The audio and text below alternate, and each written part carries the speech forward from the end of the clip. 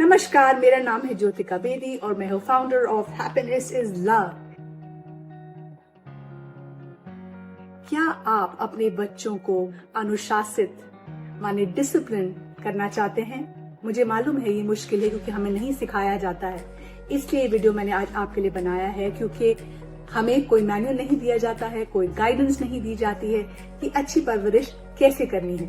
मैं खुद सीख रही हूँ, इसलिए वीडियो बनाती हूँ ताकि हम एक साथ कुछ सीखें, एक दूसरे का साथ दें और आगे वाली पीढ़ी को और खुशहाल बनाएं। बच्चों को अनुशासन सिखाने का मतलब उन्हें सजा देना नहीं है, बल्कि आपको उन्हें अच्छे से बर्ताव करके उनको ये सिखाना है कि उनके लिए सही और गलत क्या है।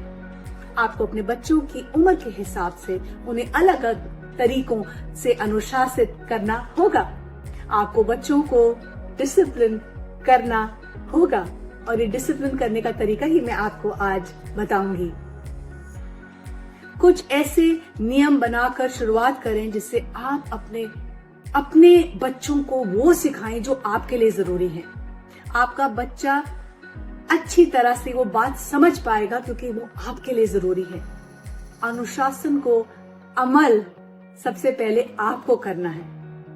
अमल करने का मतलब ये है कि एकदम जो भी आप नियम बनाते हैं वो आप खुद फॉलो करें और कुछ ऐसे नियम बनाएं जो आपके बच्चों को सफलता की तरह जाने में प्रेरित करें।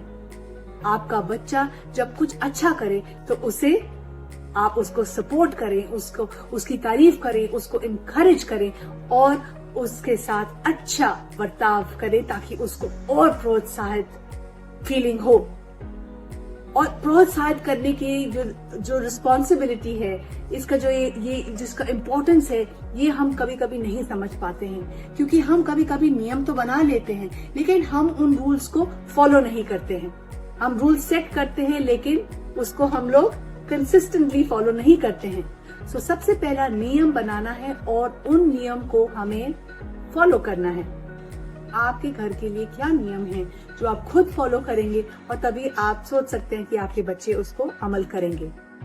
घर के लिए, अपने घर के लिए ऐसे नियम बनाएं जो आपके बच्चों की उम्र के अनुसार हो, जो जरूरी हो और उसको समझ सकें। तभी वो उसको सही तरह से उसको अमल कर पाएंगे और उसको महसूस कर पाएंगे। आपके बच्चों को अगर मालूम ही नहीं होगा कि घर के क्या रूल्स हैं तो वो घर के जो नियम्स को कैसे फॉलो कर सकते हैं। आप उनकी तरह सोचे कि उन्हें अगर किसी चीज का ज्ञान ही नहीं है पर लेकिन उनको लग रहा है कि मम्मी पापा ये हमसे उम्मीद रखते हैं लेकिन हमें पता ही नहीं है, तो उनके अंदर फिर और भी तनाव पैदा हो सकता है। आपको उनको बहुत ही स्पष्ट रूप में उनको बताना होगा कि आपकी क्या उनसे अपेक्षा है, आप उनसे क्या उम्मीद करते हैं। आपके बच्चों को अच्छी तरह मालूम होना चाहिए कि उनका कौन सा बर्ताव सीमा से बाहर है और नियम तोड़ने पर क्या होगा।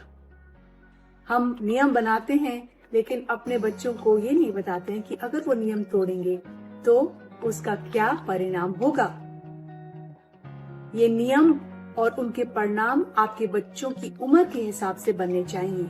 एक छोटे बच्चे के लिए किसी को नहीं मारना, ये बहुत इम्पोर्टेंट नियम है जो हमें घर पे बनाना है और बच्चे को ये समझाना है कि हमारे घर पे कोई किसी को नहीं मारता है। आपको उनके साथ एक नम्रता से भी पेश आना है क्योंकि अगर बच्चा छोटा है तो उसको ये आपको प्यार से समझाना है कि घर पे किसी को हम नहीं मारते हैं। दूसरी चीज, एक रूटीन बनाएं। ये बहुत बहुत जरूरी है। मैं बहुत सारे माँ बाप से बात करती हूँ और छोटे बच्चों के लिए ये बहुत जरूरी है और अगर हम बचपन से ही एक अच्छा रूटीन बनाएं तो बच्चों को आगे जाके बहुत ही ज्यादा ये लाभदायक होता है और बच्चे अपने आप को अच्छी तरह मैनेज भी कर सकते हैं। बच्चे अक्सर ही रूटीन के साथ बढ़ते हैं क्योंकि इससे उन्हें एक सेफ्टी मिलती है, उनको एक प्रेडिक्टेबिलिटी मिलती है। उनको पता होता है कि इस रूटीन और स्ट्रक्चर में हमें खाने का टाइम, सोने का टाइम, खेलने का टाइम और पढ़ाई का टाइम ही हमारे लिए बनाया गया है। अगर ये हम नहीं बनाएंगे तो हमारे बच्चों के अंदर बहुत कंफ्यूजन आ जाती है, चिड़चिड़पना हो जाता है, क्योंकि उनको पता ही नहीं होता है कि उनको अगले कुछ घड़ी में क्या करना है, कुछ घंटों में क्या है उनका टाइम टेबल, क्या है उनका रूटीन। तो सबसे पहले अच्छी परवरिश के लिए हम माँ बाप को एक अच्छा टाइम टेबल बनाना बहुत ही जरूरी है, और ये ध्यान में रखें कि वो चीज बनाएं जिससे वो बच्चा अच्छी तरह खुशी से उसको फॉलो कर सकता है। सुबह उठना और रात को टाइम पे सोना बहुत ही जरूरी है। ये रूटीन बहुत जरूरी है ताकि आपका बच्चा अपने दिन का अनुमान लगा सकता है। अगर आपके बच्चों के रूटीन में किसी तरह का बदलाव होता है, जैसे कुछ भी आ जाए, कोई घर पे लोग आ जाए या छुट्टी हो जाए, फिर भी बच्चे को ये पता होना चाहिए कि जो मेरा रूटीन है वो हमारे मम्मी पापा फॉलो करेंगे, और अगर थोड़ा सा भी उसमें चेंज आए तो बच्चे फिर उसको फॉलो कर सकते हैं। और ये उनको पहले से ही बताएं अगर रूटीन में कोई चेंज आने वाला है। कुछ बच्चे बिना परेशान हुए एक रूटीन को अच्छी तरह फॉलो कर लेते हैं, लेकिन कुछ बच्चे नहीं करते हैं। लेकिन अगर आपके बच्चे में डिसिप्लिन है और वो डिसिप्लिन आप उसको अच्छी तरह उसको प्रैक्टिस करेंगे तो बच्चा बहुत अच्छी तरह उसको फॉलो करेगा, बहुत अच्छी तरह उस रूटीन पे उसको डटा रहेगा। लेकिन ये हमारी जिम्मेवारी है कि हमें अपने बच्चों के साथ जो रूटीन और स्ट्रक्चर बनाए उसको हम कंसिस्टेंटली फॉलो करें। तीसरी चीज, उनके बेहतर उनका जो बेहतर जो अच्छा उनका बर्ताव है उसके लिए उनको अच्छा परिणाम दीजिए। जब बच्चे गलत करते हैं हम उनको टोकते हैं, उनको गुस्सा करते हैं, लेकिन अगर वो कुछ अच्छा करते हैं तो उसके लिए भी उसको अच्छा परिणाम दें। ऐसा परिणाम दें जिसमें बच्चे को अच्छा लगे।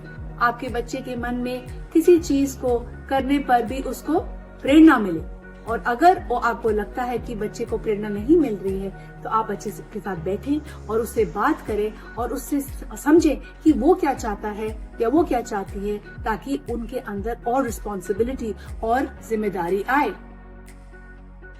बच्चों को उन नेचुरल परिणामों को होने की अनुमति देना बहुत जरूरी है। अपने बच्चों के साथ बैठ के उनसे बात करना और उनको ये समझाना कि उनके अच्छे व्यवहार के लिए उनको कोई रिवॉर्ड मिल रहा है, और अपने बच्चों को उन चीजों के बारे में बताएं जिनसे उनको प्रेरणा मिलती है कि हाँ हम ये करना चाहेंगे। अगर आपके बच्चे में टैलेंट है कि या उनके वो ऑर्गेनाइज्ड हैं, वो हंसी मजाक का उनका व्यवहार है, या वो अच्छे लोगों की मदद करते हैं, तो आप उनको पॉजिटिवली उनको प्रेज करें, उनको दूसरों के सामने उनकी जो अच्छाई है उसको बढ़ावा दें और बोले मुझे अर्जुन बहुत अच्छा लगता है कि तुम सबकी मदद करते हो।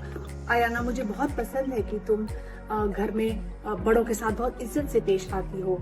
अमाना मुझे अच्छा लगता है और मुझे खुशी है देखे कि तुम अपनी पढ़ाई में ध्यान दे रही हो। ये बहुत जरूरी है ताकि आप चाहें, अगर आपके बच्चे जो भी आप चाहते हैं आप अपने बच्चों से उम्मीद करते हैं उस चीज को प्रेज करें, उसको अप्रिशिएट करें, उसको बढ़ावा दें, और आप देखेंगे जो भी चीज आप प्रेज करेंगे वो ग्रो करेगी। और फिर जो भी चीजें आप चाहते हैं कि बच्चा ना करे उसके लिए बच्चों के साथ एक कॉन्सिक्वेंस, एक परिणाम जरूर सेट करें, ताकि बच्चे को अगर आप चाहते हैं कि आपका बच्चा स्क्रीन टाइम फॉलो करे और अगर वो नहीं करता है तो आपको बच्चे को पहले से बताना है कि अगर आप अपना स्क्रीन टाइम नहीं फॉलो करोगे तो उसका परिणाम ये होगा कि आज आपको आपका आईपैड या आपको आपकी डिवाइस नहीं मिलेगी। बहुत जरूरी है कि इन नतीजे के साथ आप अपने बच्चों को ये बताएं कि एक जिम्मेदारी लेने के लिए बहुत जरूरी है बच्चों को किसी ना किसी तरह का परिणाम लेना। और आजकल मैं देखती हूँ कि बच्चों को ये नहीं आता है क्योंकि हम लोग रूल सेट करते हैं लेकिन कॉन्सिक्वेंसेस नहीं सेट कर पाते हैं। बच्चों को मालूम होना चाहिए कि आप कभी भी उन नतीजों का पालन अगर नहीं करेंगे तो आपको उसका कॉन्सिक्वेंस फेस करना पड़ेगा। उनको आप दिखाइए कि अगर वो गलती करते हैं, गलती करना ठीक है, पर उसका जो नतीजा है उसको उनको झेलना होगा। ये बहुत जरूरी है। मैं अपने बच्चों से उनका आईपैड ले लेती हूँ जब वो अपना जो स्क्रीन टाइम लिमिट है उसको एक्सीड करते हैं। मैं अपने 18 साल बेटे से उसका फोन कभी कभी ले लेती हूँ कि उसको पता है कि अगर वो घर के रूल्स नहीं फॉलो करेंगे, टेबल पे अगर खाना खाते समय ज्यादा फोन यूज करेंगे तो उनका फोन उनसे हम ले लेंगे। तो ये बहुत जरूरी है कि आप अपने बच्चों को ये समझाएं, उनसे बात करें। आपका बच्चा अगर कोई भी गलती करते हैं तो उनको ये प्यार से बताएं कि आपने गलत व्यवहार किया है, इसीलिए आपसे ये चीज हम ले रहे हैं। हमें चीखने, चिल्लाने, गुस्सा करने की कोई जरूरत नहीं है। उनको पता है कि अगर वो गलती करेंगे ये परिणाम होगा, तो बहुत जरूरी है कि आप उनको स्पष्ट रूप से, प्यार से खुद आप काम होइए और उनको बोलिए कि तुमने एक नियम तोड़ा है अर्जुन, तो तुम्हें उसका परिणाम तो भुगतना ही होगा। अगर आपके ज्यादा बच्चे हैं तो आप और या दूसरे बच्चे भी, किसी और के बच्चे भी आपके घर पे रह रहे हैं, तो आपको ये जरूर बताना है सारे बच्चों को कि ये घर के रूल्स हैं जो सबको फॉलो करने हैं। ऐसा नहीं हो कि एक बच्चे के साथ हम लोग एक रूल फॉलो करें और दूसरों के साथ नहीं। तो जो बेसिक रूल्स हैं वो सबके लिए हैं और सबको उसकी इज्जत करनी है। और सबसे जरूरी चीज, एक वास्तविक उम्मीद रखें। अपने बच्चों के बर्ताव के लिए बहुत ज्यादा उम्मीद बनाना अच्छा है, लेकिन उसको रियलिस्टिक रखना बहुत जरूरी है। प्रश्न ये है कि जो भी आपने रूल बनाए हैं, क्या वो बच्चे के लिए आसान है? क्या बच्चा उसको समझ चुका है? क्या ऐसे कोई रूल्स हैं जिसमें आपको थोड़ा परिवर्तन लाना है? और अगर आपकी कुछ ज्यादा ही उम्मीद है और बच्चे उस पर नहीं खड़े हो रहे हैं, तो आपको फिर से अपने रूल्स देखने होंगे। उनको बिठाकर उनसे बातचीत करके आपको अपने बच्चों को ये समझाना होगा कि ये रूल्स आपके लिए इम्पोर्टेंट है। और अगर आपका बच्चा टीनेजर है तो उसको भी इन्वॉल्व करें। आप पहले एक्सप्लेन करें, शेयर करें जो आपके लिए रूल्स इम्पोर्टेंट हैं, और बच्चों की भी राय लें, उनको भी इन्वॉल्व करें। आपका अगर बड़ा बच्चा है तो बहुत जरूरी है कि आप छोटे बच्चों के साथ भी ये जो बातचीत कर रहे हैं उसमें छोटे बच्चे भी अगर आपके पास घर पे हैं तो छोटे बच्चे भी साथ बैठ के ये बात सुन सकते हैं, ताकि उनको पता चले जब वो बड़े होंगे तो उनके लिए भी यही रूल्स फॉलो करे जाएंगे। और जो सही बर्ताव है उसकी जो आपकी उम्मीद है सारे बच्चे फॉलो करें, वो आपको खुद सबसे पहले फॉलो करना है। और ये जरूर याद रखें कि अपने बच्चों की उम्र के अनुसार ही आपको उनके साथ में वैसा ही बर्ताव करना है।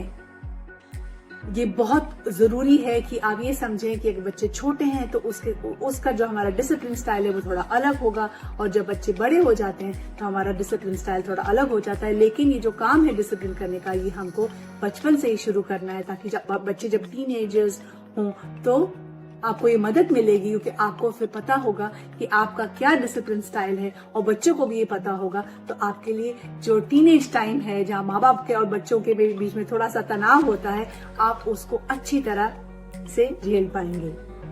मुझे उम्मीद है आपको इस वीडियो से थोड़ी सी प्रेरणा मिली होगी। लेकिन अगर आपको कोई भी चैलेंज है अपने बच्चों की परवरिश में, प्लीज आप हमारे नीचे कमेंट करें बॉक्स में।